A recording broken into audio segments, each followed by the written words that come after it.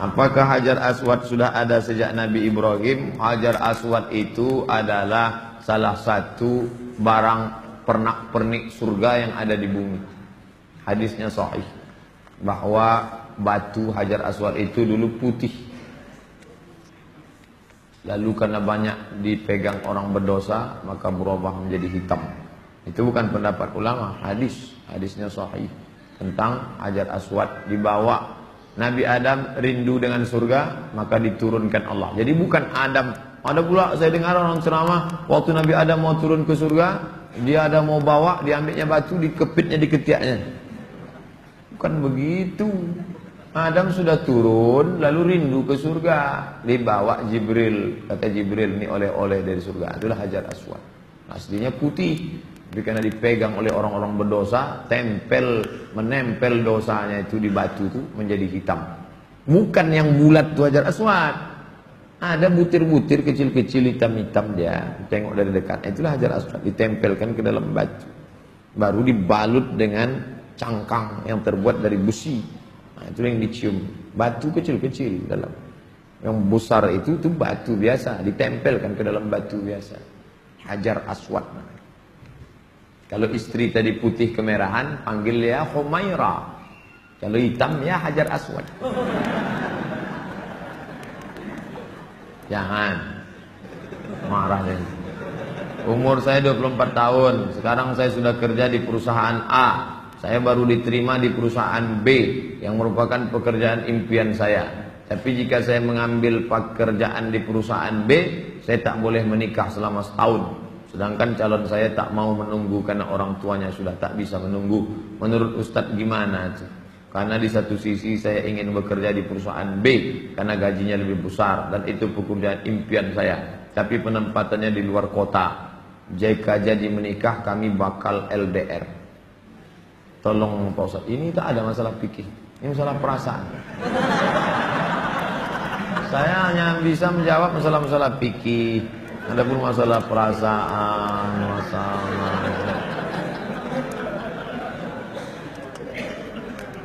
saya yang bisa saya jawab tuh halal, haram, makruh, mubah, rukun, syarat, wajib, sunat, sunat muakkad. Adapun masalah ini, baiknya kalian duduklah musyawarah. Adinda, kita menikah ini kan saling pengertian. Aku kuliah pontang-panting mau kerja ini kerja yang paling. Tolonglah kau pahami keadaanku sekarang. Kalau dari awal aja dia tak bisa ngerti kita, gimana setelahnya? Ini belum lagi menikah, main paksa-paksa, tak bisa. Ini dua makhluk yang berbeda. Walaupun sama-sama mau makan telur ayam, yang satu mata sapi, yang satu dadar, bisa berkelahi. Ya harus mengalah. Hari ini aku mata sapi, besok kau dadar. Ya, lama-lama yang mata sapi suka dadar, yang dadar suka mata sapi. Harus begitu. Nah, kan keperasaan juga ujung. Berapa menit setelah berbuka baru azan Pak Ustaz? Waktu azan sudah berbuka. Tengok definisi puasa. Imsakun nafsi, menahan diri, anil mahzurati, dari semua yang membatalkan puasa, min tulu'il fajri, dari terbit fajar. Terbit fajar itu azan subuh, ila ghurubis syamsi, tenggelam matahari, syafaq ahmar, azan maghrib. Hanya saja bagi muazin minum dia dulu. Muazin itu dianjurkan minum dia. Zahabadh dhama'u wa batallatil uruq wa thabatal ajru, baru dia azan. Allahu akbar, Allahu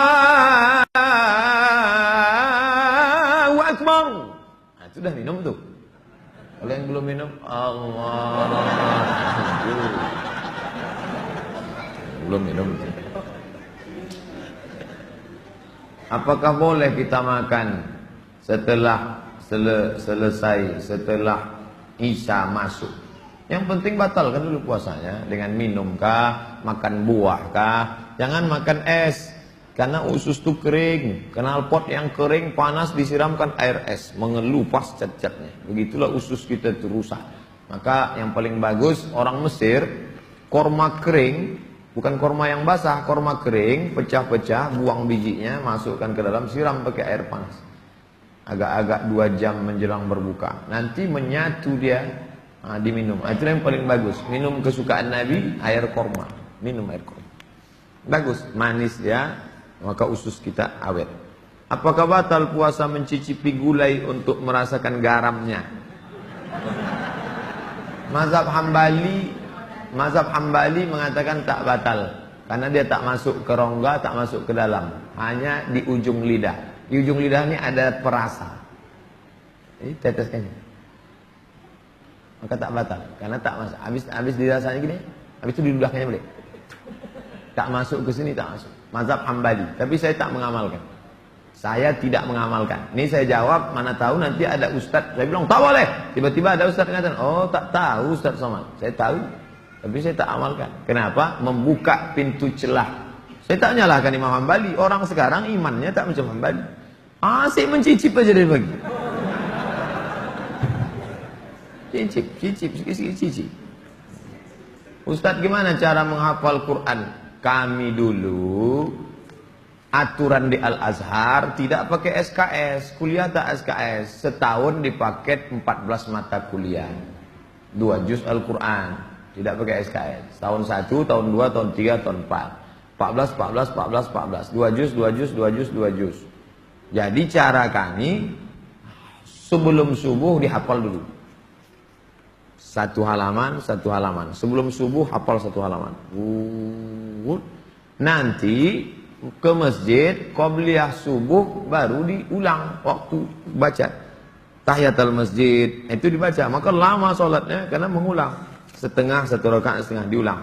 Tahiyatul masjid, qobliyah subuh, duha, qobliyah zuhur, ba'diyah zuhur, dalam solat zuhur, qobliyah asar. Nanti asar distorkan ke syekh. Biasanya di tiang-tiang syekh nunggu ngapal. Siapa yang mau menghafal?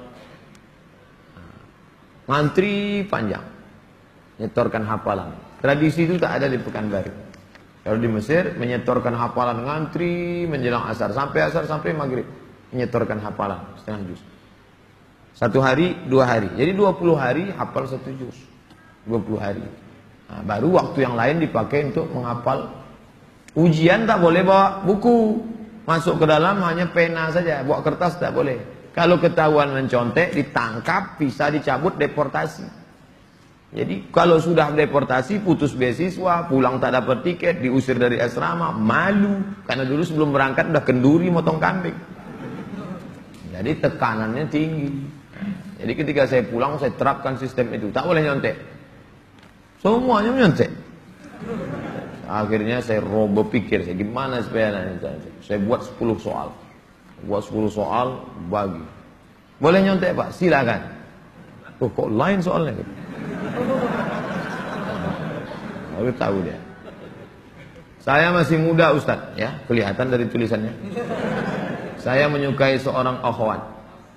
Alhamdulillah. Tempat antum suka ikhwan? Masuk antum yang 144 di.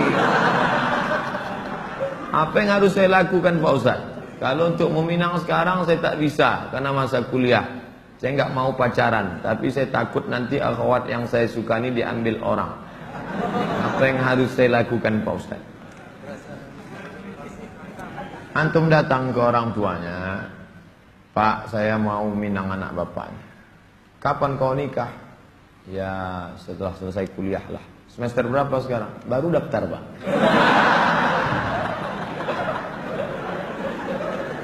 Itu rasa-rasa biasa saja itu adik-adik sekalian.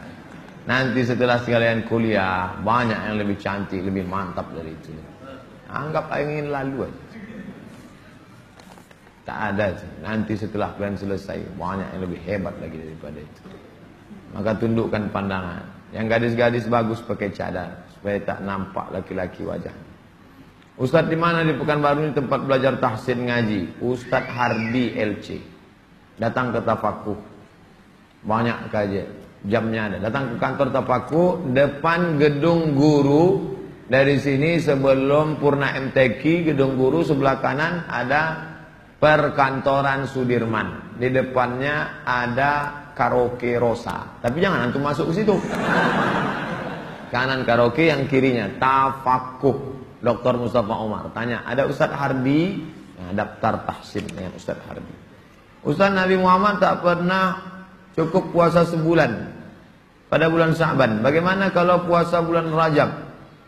Tidak pernah cukup puasa. Pernah Nabi. Bulan Sya'ban pernah Nabi sebulan. Karena Rasulullah SAW yasumu Sya'ban kullahu. Kata ulama makna kullahu, pernah dia sebulan, tapi tidak tiap tahun. Pernah, tapi tidak tiap tahun. Bagaimana dengan Rajab? Rajab bagus. Mana dalil puasa Rajab? Wa minal hurumi fasum. Berpuasalah engkau di bulan-bulan haram. Bulan haram itu Zulqa'dah, Zulhijjah, Muharram, Rajab. Dalilnya umum.